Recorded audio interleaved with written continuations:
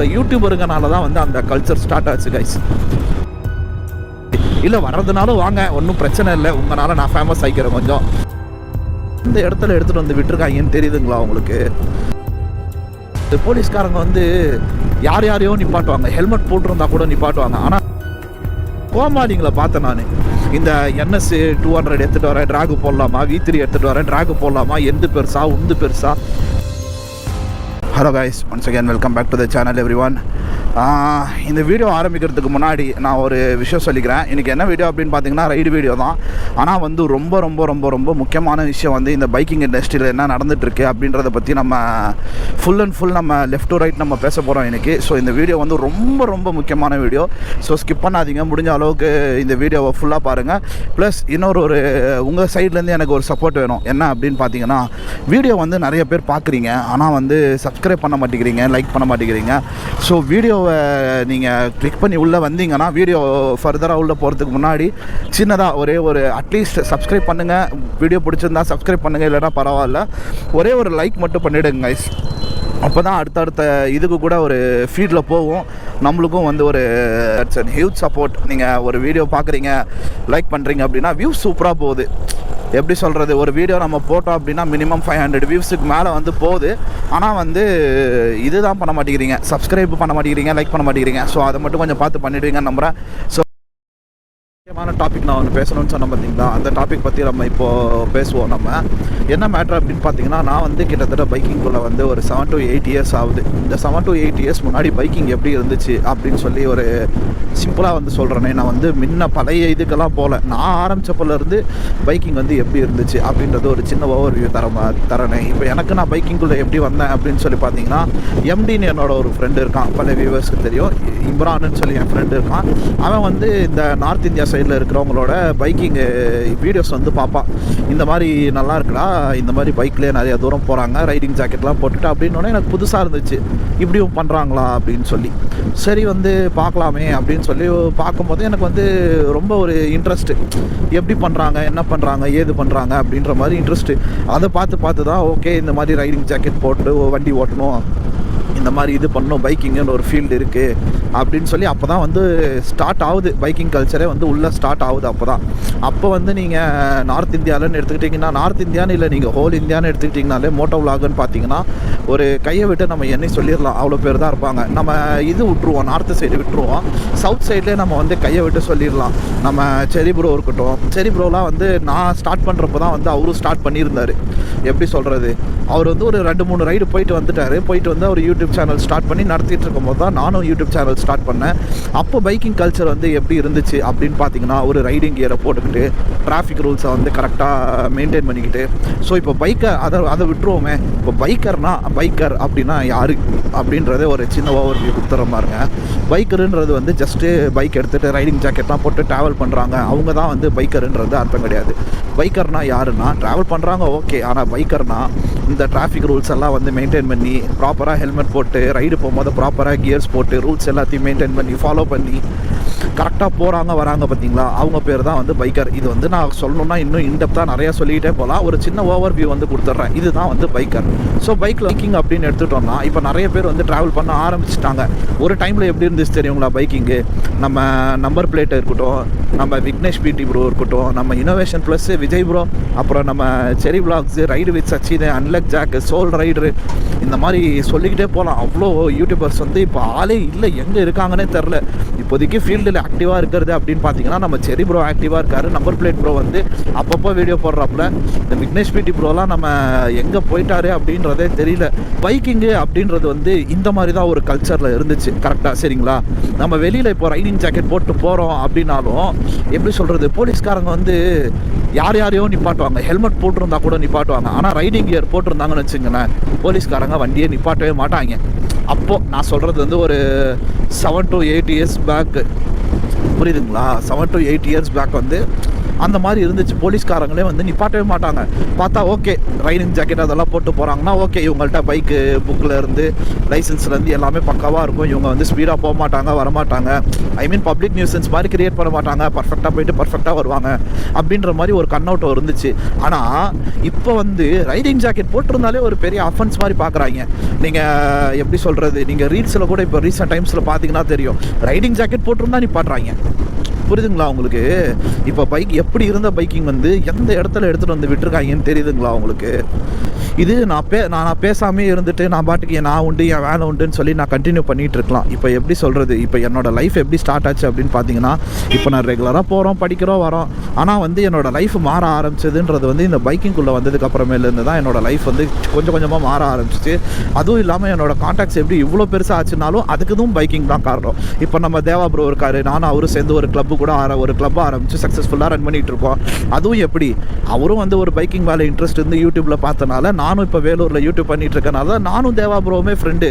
எங்களால் ஒரு biking community உருவாக்க முடிஞ்சுச்சு. அந்த கம்யூனிட்டினால தான் இன்னைக்கு அக்ராஸ் இந்தியா எல்லா பைக்கிங் கம்யூனிட்டி கூட எனக்கு லிங்க் இருக்குது. இப்போது நான் நினச்சேன்னா இங்கேருந்து ஃபோன் பண்ணி நான் இப்போ ஒரு ஹைதராபாத் போகிறேன்னா எனக்கு அங்கே எல்லாமே ரெடி பண்ணி வைக்க முடியும். இதுதான் பைக்கிங் அப்படின்னு இருந்த இடத்துல இப்போ எப்படி தெரியுமா ஆயிடுச்சு பைக்கிங்னா வந்து வண்டி எடுத்துகிட்டு ஸ்பீடாக போகிறது, மாடிஃபை பண்ணுறது கூட விடுங்களேன், இந்த நேராக போகிறது. அதுவும் நடுவில் இந்த சில கோமாளிங்களை பார்த்தேன் நான்.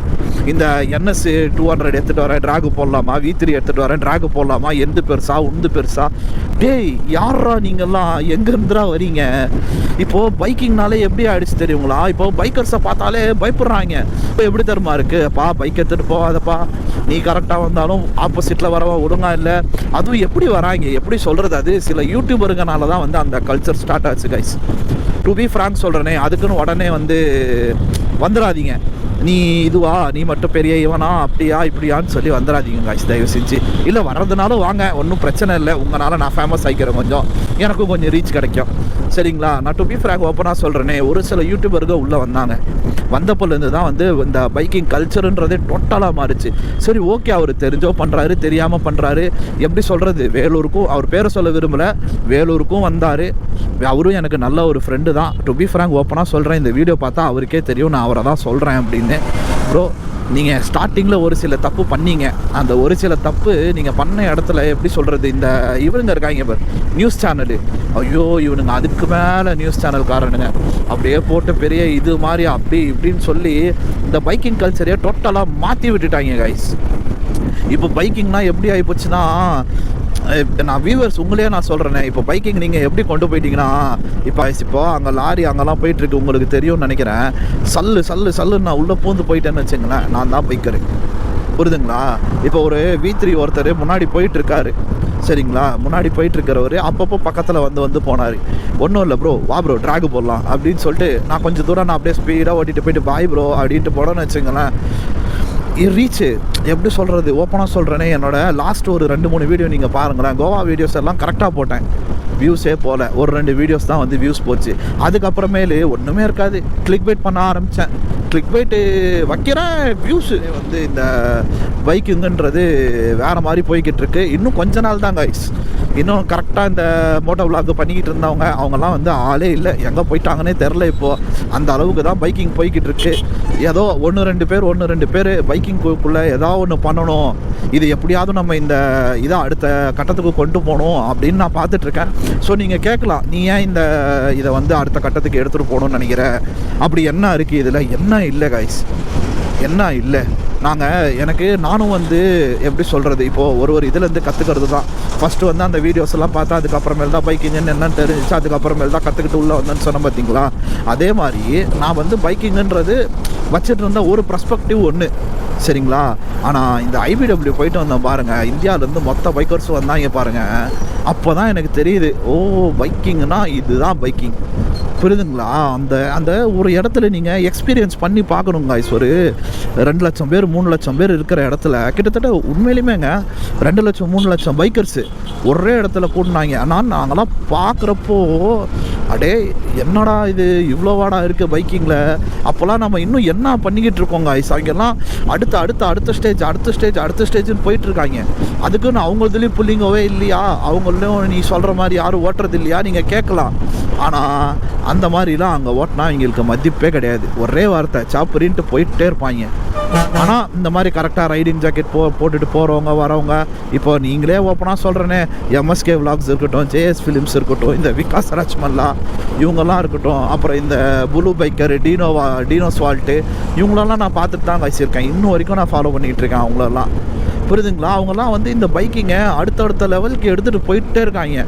நம்ம எக்ஸ்பிஹெச்பி தமிழ்நாட்டில் வந்து ரைடு நடத்துகிறாங்க. தமிழ்நாட்டில் வந்து நம்ம ஆளுங்களை கூட்டிகிட்டு போய் ரைடு நடத்துகிறாங்க. ஸோ வந்து இப்போ பைக்கிங்கை வந்து அந்த சைடு இருக்கவங்க அடுத்தடுத்த ஸ்டேஜுக்கு கொண்டு போய்கிட்டே இருக்காங்க. கரெக்டான வேலை. ஆனால் நம்ம சைடு நீங்கள் எடுத்துக்கிட்டிங்கன்னு வச்சுங்களேன், இந்த மாதிரி புள்ளிங்க மாதிரி வண்டி ஓட்டுறது தான் பைக்கிங்கு, இப்படி போகிறது தான் பைக்கிங்கு, ஃபுல்லாக கோமாளி மாதிரி சுற்றிக்கிட்டு இருக்காங்க கைஸ் எல்லாருமே.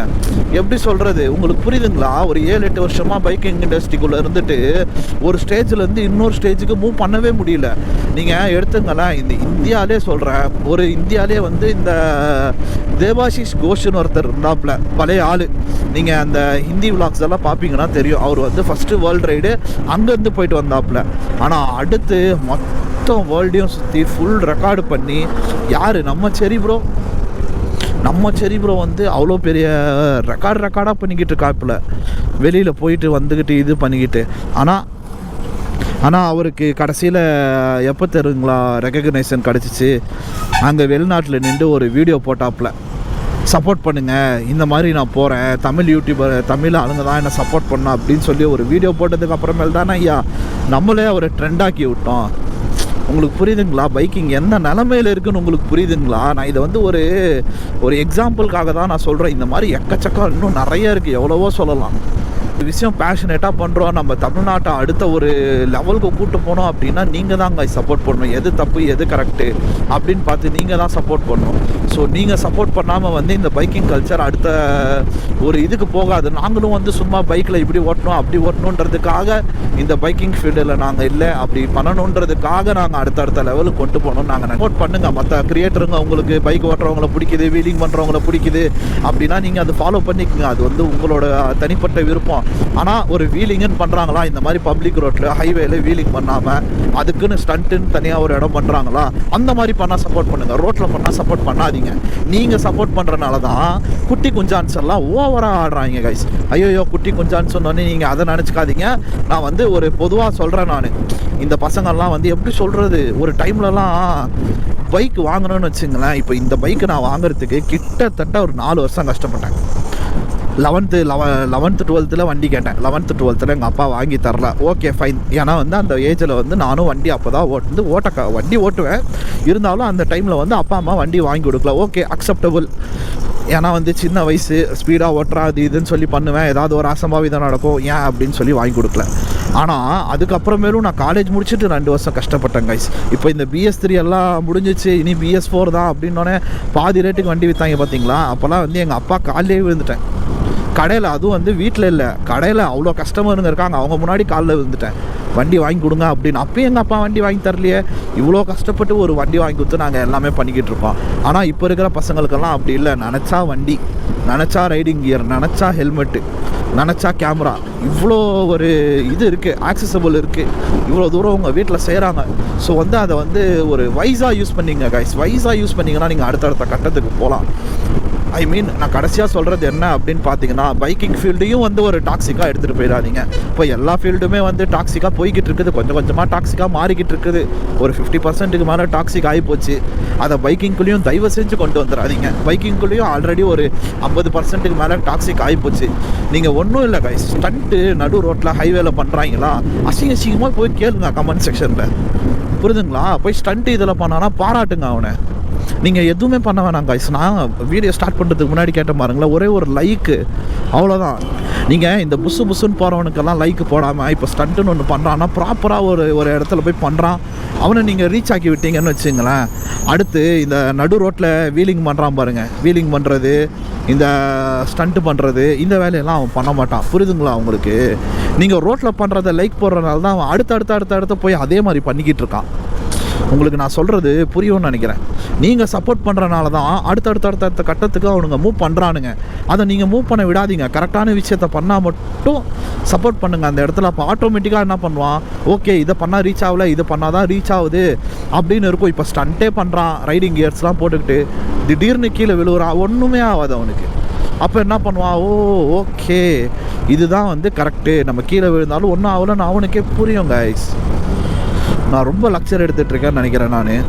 ஸோ வந்து அவ்வளோ ஆதங்கம் உள்ளே இருக்குது, புரியுதுங்களா? இன்னும் உள்ளே நிறைய இருக்குது சொல்கிறதுக்கு. ஆனால் வந்து நான் இன்னும் எதுவுமே சொல்லாமல் இருக்கேன். ஸோ சிம்பிளாக அந்த லாஸ்ட் கன்க்ளூஷன் என்ன அப்படின்னு பார்த்தீங்கன்னா, தயவு செஞ்சு சொல்கிறேன், எல்லா ஃபீல்டுமே வந்து டாக்ஸிக் ஆகி போச்சு. பைக்கிங் ஃபீல்டையும் தயவு செஞ்சு டாக்ஸிக் ஆகிடாதீங்க. எவனாவது ஒருத்தன் தப்பு பண்ணுறான்னா அவனை சப்போர்ட் பண்ணாதீங்க தயவு செஞ்சு. அவங்க வண்டி அப்படி ஓட்டுறதுனால யாருக்கு தெரியுமா பிரச்சனை? நம்மளுக்கு தான் பிரச்சனை கைஸ். நீங்கள் அப்படி சப்போர்ட் பண்ணுறனால அவன் மறுபடியும் அந்த மாதிரி ஓட்டினான்னா, திடீர்னு யாரோ ஒருத்தர் ஹார்ட் பேஷண்ட்டு போயிட்டுருக்காரு, இவன் பாட்டுக்கு புசுக்குன்னு போகிறான். இப்போது சென்னை வீடியோஸ் வந்து நான் மோட்டோ கார்னிவல் போன வீடியோஸ் வந்து நான் இன்னும் அப்லோட் பண்ணல. அந்த மோட்டோ கார்னிவல் வீடியோஸில் நான் பாட்டுக்கு போயிட்டுருக்கேன், திடீர்னு பக்கத்தில் புஷ்ஷுன்னு ஒரு ஜிடி போகுது. எனக்கே ஒரு நிமிஷம் பக்குன்னு ஆயிடுச்சு. நான் பாட்டுக்கு வண்டியை ஓரமாக நிப்பாட்டி மூஞ்சி கழுவிட்டு தான் நான் வண்டியை எடுக்கிறேன் நான், புரியுதுங்களா? எனக்கே எப்படின்னா, இப்போ இந்த ஹார்ட் பேஷண்ட்டெல்லாம் எடுத்துக்கிட்டிங்கன்னா என்ன பண்ணுவாங்க பாவம், புரியுதுங்களா உங்களுக்கு? இந்த ஹார்ட் பேஷண்ட்டெல்லாம் என்ன பண்ணுவாங்கன்ட்டு புஷ்ஷுன்னு போனால் ஒரு மாதிரி ஆகிடுங்க. அது புரிஞ்சு தொலைய மாட்டேங்குதுங்க இவனுங்களுக்கெல்லாம். இப்போ நான் பேசுனதெல்லாம் கரெக்டாக தப்பா அப்படின்றது வந்து எனக்கு தெரியல. மனசில் பட்டதை நான் ஓப்பனாக பேசிட்டேன். நான் வந்து இந்த ஸ்கிரிப்டை எழுதி வச்சு வீடியோ பண்ணுறது இந்த மாதிரி ஆளே வந்து கிடையாது, சரிங்களா? மனசில் என்ன படுதோ அதை வந்து ஓப்பனாக சொல்லிவிடுவேன். ஸோ இது வந்து பைக்கிங் இண்டஸ்ட்ரியில் எனக்கு வந்து ஒரு மனசில் பட்டது ஓப்பனாக நான் சொல்லிட்டேன். ஸோ இதில் ஏதாவது வந்து உங்களுக்கு நான் தப்பாக பேசியிருக்கேன், இல்லை இது இப்படி பண்ணலாம் அப்படி பண்ணலாம்னா தயவு செஞ்சு கமெண்ட்டில் வந்து கமெண்ட் செக்ஷன் ரிலீவ் பண்ணுங்கள். மறக்காமல் நம்ம சேனலை சப்ஸ்கிரைப் பண்ணிங்க கைஸ். ஸோ அது வரைக்கும் நெக்ஸ்ட் வீடியோவில் நான் உங்களை மீட் பண்ணுறேன். Tata bye guys.